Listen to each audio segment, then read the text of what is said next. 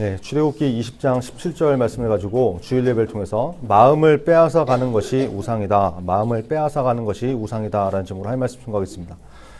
드디어 10계명 마지막 10번째 계명입니다. 우리 10계명 한번 기억해 보죠. 다시 리뷰하겠습니다. 제1계명이 뭐였죠? 너는 나 외에는 다른 신들을 내게 두지 말라. 2계명 너를 위하여 새긴 우상을 만들지 말고 뭐 하늘이나 땅이나 물 속에 있는 어떤 형상도 만들지 말고 그것들에 절하지 말고 섬기지 말라 그랬죠. 3계명 뭐였죠?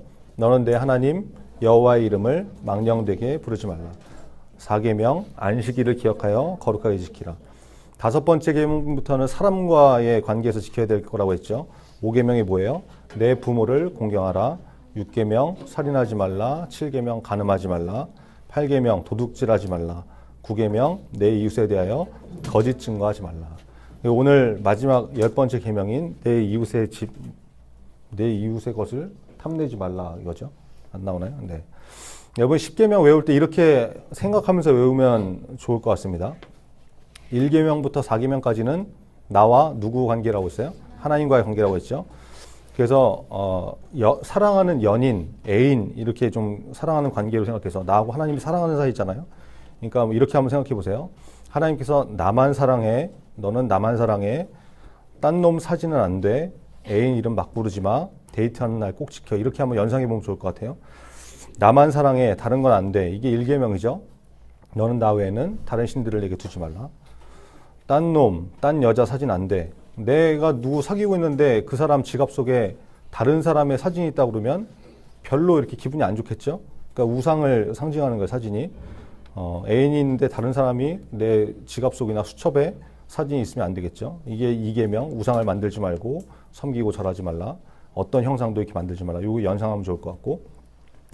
애인 이름 함부로 막 사용하는 거 안 되겠죠, 당연히. 사랑하는 사람인데 이름 막 이렇게 험하게 쓰면 안 되겠죠. 제 3계명, 여호와 이름을 망령되게 부르지 말라. 이름에 대한 거. 사랑하는 사람은 뭐예요? 사귀면 데이트 하잖아요. 그죠? 4계명, 안식일. 하나님 만나는 날을 기억해서 거룩하게 지켜라. 이렇게 연상하면서 외우면 좋을 것 같습니다. 더 헷갈립니까? 네. 나만 사랑해. 딴 놈 사진 안 돼. 애인 이름 막 쓰지 마. 데이트하는 날 꼭 지켜. 뭐 헷갈리면 뭐 알아서 외우시고 하여튼 알아서 하세요. 자, 5계명부터는 키워드로 외우세요. 부살, 간도, 거탐. 따라서 한번 해보세요. 부살, 간도, 거탐. 네. 부살, 간도, 거탐. 이게 좀 처음에는 이렇게 잘 안 될 수도 있는데 해보면 또 입에 있죠. 부살, 간도, 거탐. 부가 뭐예요? 부모님 공경해라. 살인하지 말라. 간음하지 말라. 도적질하지 말라. 거짓 증거하지 말라. 거짓말하지 말라. 탐내지 말라. 이렇게 외우면 되겠죠. 뭐 싫으면 알아서 다른 방법 외우시고 알아서 외우시고 하여튼 이렇게 연상해서 외우는 것도 좋을 것 같습니다. 지금부터 한 100년도 넘은 그런 얘기네요. 2000이 아니죠. 1912년 2월 15일 새벽 2시 20분이었습니다. 그 당시 최고의 배라고 했던 타이타닉호가 첫 항해 도중에 빙산에 충돌해서 침몰하는 사고가 벌어졌죠. 승객이 2,200여 명이 타고 있었는데 그중에 무려 1,500명 이상이 숨졌던 엄청난 재앙 같은 사고였습니다. 이 타이타닉호의 침몰에 대해서는 여러 가지 얘기가 전해져 오는데 그 중에 하나의 얘기예요.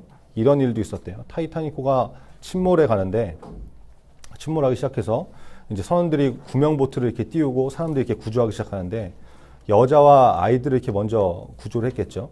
구출하기 시작했습니다. 마지막 구명보트를 타려고 하는 그런 찰나에 어떤 한 부인이 갑자기 선원한테 이렇게 말했다는 거예요. 잠깐만 기다려달라고 방에다가 정말 소중한 목걸이를 두고 왔는데 그거 정말 내 남편하고 이렇게 관계된 소중한 목걸이인데 내가 빨리 가서 갖고 올 테니까 한 2분 정도면 되니까 잠깐만 기다려달라고 이렇게 했다는 거예요. 선원은 굉장히 난처했지만 이 아줌마가 얼마나 간절하게 얘기를 하는지 허락을 했습니다. 네, 사모님 빨리 갔다 오세요. 5분만 기다리겠습니다. 빨리 갔다 오세요. 이렇게 해서 그 부인을 배려해서 5분만 기다려주기로 했어요. 이 아줌마는 목걸이를 찾으러 갔고 구명보트는 기다리게 되었습니다. 근데 이게 어떻게 된 건지 이 아줌마가 5분이 지나도 오지를 않는 거예요. 걸어갔다 와도 2분이면 충분히 갔다 오는 거리인데 나타나질 않는 거예요. 초조하게 기다렸던 그 선원은 다른 승객들의 안전을 위해서 어쩔 수 없이 구명보트를 바다에 내릴 수밖에 없는 상황이 되었습니다. 구명보트를 내렸습니다. 보트를 내린 후에 한 5분쯤 후에 얼굴이 파랗게 질린 이 아줌마가 부랴부랴 달려왔습니다. 그러나 이미 구명보트는 타이타닉호에서 멀리 가버렸고 그 부인은 타이타닉호와 함께 깊은 바닷속으로 가셨다는 그런 슬픈 얘기입니다. 여러분 그래서 뭐 어쨌다는 거냐 어쩌라는 거냐 이런 표정 안 돼 있지만 이 여자가 왜 그랬는지 이유가 중요한 거죠. 그 부인이 단 2분 정도면 갔다 올 수 있는 그런 충분한 시간이었는데 왜 이렇게 시간이 오래 걸려서 결국 죽게 되었냐. 그 부인이 곧장 달려가서 자기 목걸이를 찾았어요. 근데 방에서 나오다 보니까 다른 방 여기저기에 귀중품들이 있는 거예요. 귀금속이 널려 있는 거예요. 다른 사람들이 미처 챙겨 나오지 못한 보석들, 현금들 뭐 이런 것들이 여기저기 널려 있었다는 거죠.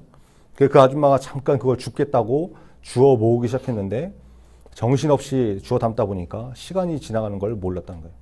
결국 정신 차리고 보니까 이미 시간이 흘러버렸고 결국 영원히 그 배에서 빠져나오지 못하는 그런 상황이 되었다는 것입니다. 여러분 탐욕이라는 것이 탐심이라는 것이 이렇게 무서운 거예요. 자기가 죽는 것도 모르고 자기를 죽일 수밖에 없는 상황으로 만드는 것이 이 탐심이라는 것이죠. 여러분 오늘 본문은 10계명의 마지막 계명인데 왜 하나님께서 10계명의 마지막 계명을 탐내는 것, 탐심, 욕심 이것을 금하라고 말씀을 하셨을까요? 야고보서 1장 15절에 보니까 이런 말씀이 나옵니다. 욕심이 잉태한 즉 죄를 낳고 죄가 장성한 즉 사망을 낳느니라. 여러분 탐심이라는 것은 그냥 죄 중에 하나로 치부할 것이 아니라 탐심이 곧 죄의 뿌리이기 때문에 그래요. 욕심이 바로 탐심이잖아요. 탐내는 마음, 그죠? 욕심을 품고 있으면 그것이 죄를 짓게 만드는데 그 죄가 점점 자라서 우리를 죽음에 이르게 한다라는 것이죠. 그 뿌리에 바로 욕심, 탐내는 마음이 있기 때문에 그래요. 본문에 나오는 탐내지 말라는 말은 몹시 바라다 뭐 이런 뜻인데 영어 성경을 보니까 covet이라고 이렇게 표현합니다. C-O-V-E-T, covet 이렇게 표현하는데 이것은 특별히 남의 물건을 탐내다, 갈망하다 이런 의미거든요. 탐내다, 갈망하다 이러니까 뭔 말인지 모를 친구 혹시 있을지 모르겠는데 쉽게 말하면 남이 가진 물건을 욕심내서 부러워하는 거예요. 샘내고 갖고 싶어서 탐내는 거. 남의 스마트폰 보면서 너무 탐내고 부러워하는 거. 그래서 저거 나도 갖고 싶다. 심지어 훔치고 싶다. 이런 걸 말하는 것이죠. 우리가 다 그런 마음들이 있잖아요. 뭐 어른들이라고 그러면 남이 탄 고급차, 외제차 이런 거 탐내고 부러워할 수 있고 여자분들은 남의 명품백, 명품 옷 이런 거 부럽고 탐나고 그럴 수 있죠. 여러분들은 친구가 뭐 새 신발 사고 뭐 이러면은 어떻게 해요? 다 밟아주죠. 왜 그래요? 샘나니까. 신상 옷, 간지나는 가방 뭐 이런 거 갖고 오면 부러워하고 갖고 싶어하고 이러잖아요. 이게 다 탐내는 마음이라는 거죠.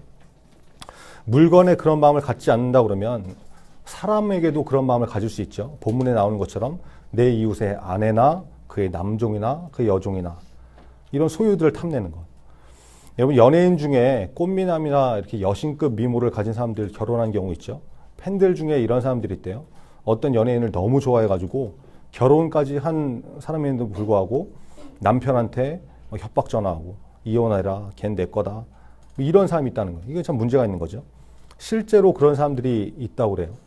엄청 인기 많은 여자 연예인이랑 결혼한 사람들이 그런 일을 막 겪게 된다고 그러더라고요. 이런 거 하지 말라는 것이죠. 탐내지 말아라. 연예인 얘기하니까 또 여러분하고 별로 이렇게 상관이 없는 것 같죠? 여러분은 친구들에게 이런 감정을 가질 수 있죠. 친구를 지나치게 사랑하고 지나치게 뭐 시기하거나 질투하고 이런 것도 다 동일한 것이죠. 남의 여친, 남친 뭐 이런 거 탐내는 거 개념이 될 수 있죠. 예를 들면 이런 거예요. 베프가 여러분 베스트 프렌드가 이성교제를 시작했어요. 근데 사귀고 있는 사람을 보니까 여자친구를 보니까 남자친구를 보니까 내가 짝사랑하던 사람이에요. 그러면 여러분 어떻겠어요? 네가 어떻게 나한테 이럴 수 있냐부터 시작해갖고 믿는 도끼에 발등 찍혔다 그러고 절교하자 그러고 펄펄 뛰든지 뭐 니네가 끝까지 가나 보자. 내가 지켜보겠다. 뒤통수 조심해라. 별별 저주를 다 퍼붓고 그러죠.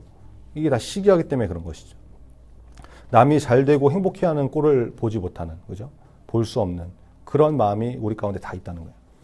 이거 질투 같은 거 많이 해봐서 알잖아요. 이게 원래는 결혼한 부부나 사랑하는 이성 사이에서 그 상대방이 다른 사람을 좋아하는 경우가 생기면 그걸 지나치게 샘내고 미워하는 것을 말하는 것인데 이것도 다 욕심이고 탐심에서 비롯되는 것이죠.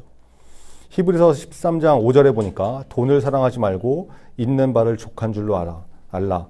그가 친히 말씀하시기를 내가 결코 너희를 버리지 아니하고 너희를 떠나지 아니하리라 하셨느니라. 돈을 사랑하지 말고 뭐라 그래요? 있는 바를 족한 줄로 알아. 있는 바를, 여러분에게 가진 것을, 여러분이 갖고 있는 것을 충분한 줄 알아라. 하나님께서 너희에게 주신 것, 지금 니네가 갖고 있는 것에 대해서 만족할 줄 알라는 것이죠. 이 말씀이 우리에게 그대로 적용해야 될 거라고 생각합니다. 하나님께서 주신 것에 대해서 만족하고 남을 시기하고 질투하고 남의 것 탐내지 말고 만족할 줄 알라는 것이죠.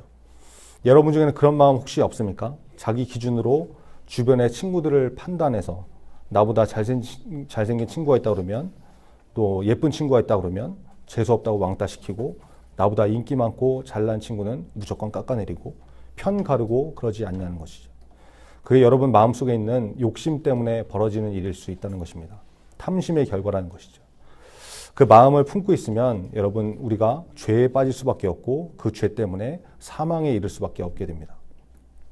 욕심이 잉태한 즉 죄를 낳고 죄가 장성한 즉 사망을 낳느니라.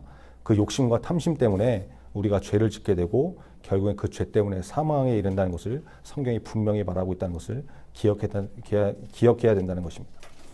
여러분 원숭이를 사냥하는 방법이 있대요. 굉장히 쉬운 방법인데 호리병 있죠. 호리병. 입구는 좁고 이렇게 통은 넓은 호리병. 거기다가 원숭이가 좋아하는 먹이를 작은 거, 큰 거 이렇게 넣어둔답니다. 그러면 이 원숭이가 먹이를 이렇게 와가지고 손을 넣어가지고 호리병 속에서 작은 먹이를 이렇게 하나 둘 빼먹다가 안쪽에 있는 큰 먹이를 잡아서 빼려고 할 거 아니에요? 그럼 어떻게 되겠어요? 당연히 입구가 작으니까 손이 끼게 되겠죠. 뺄 수가 없죠.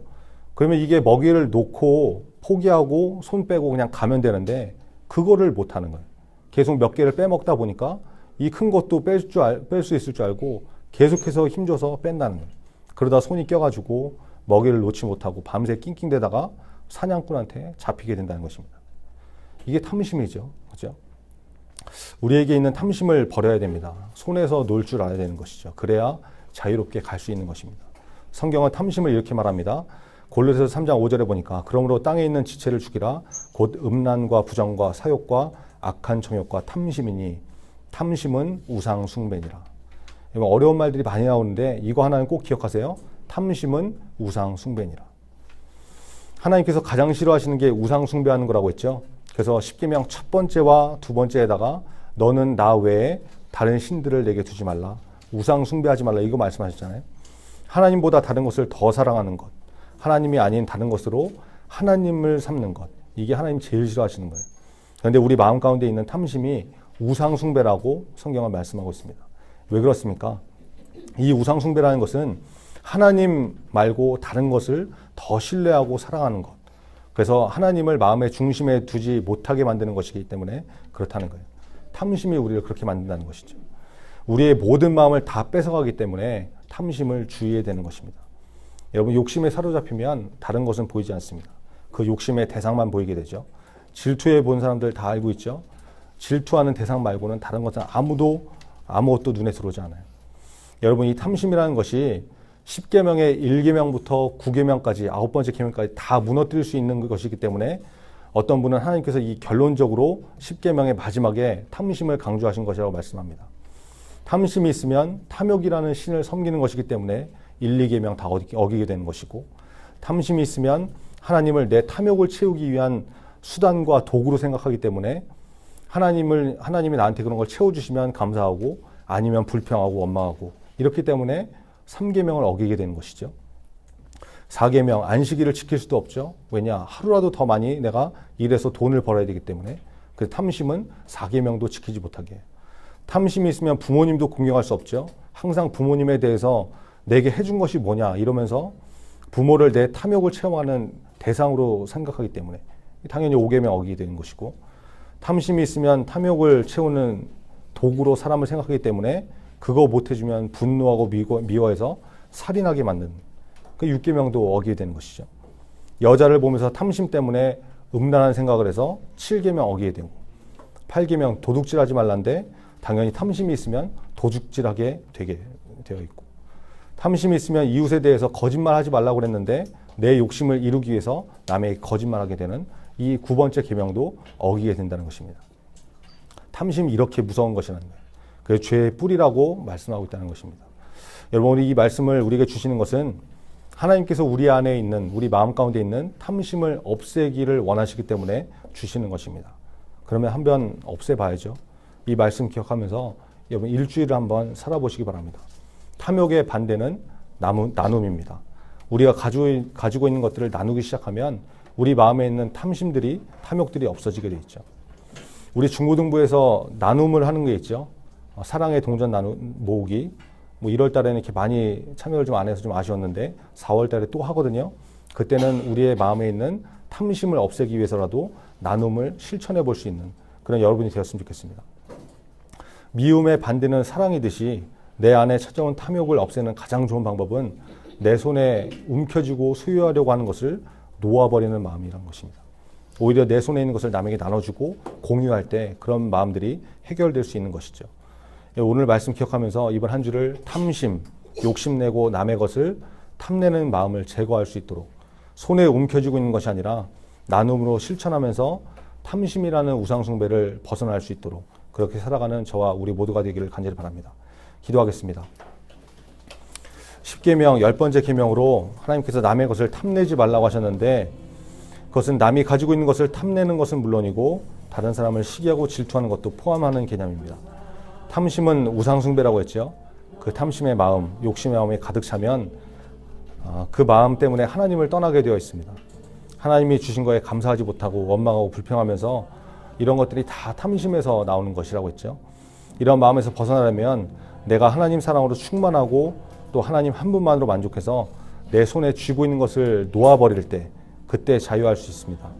여러분 쉽지 않은 싸움이지만 일주일 동안 이 말씀 기억하시고 남의 것을 탐내는 마음을 제거하는 삶이 되게 해달라고 하나님 앞에 남에게 섬기고 나눌 수 있는 그런 삶이 되게 해달라고 우리 말씀 기억하면서 같이 기도하겠습니다. 아버지 하나님 감사합니다.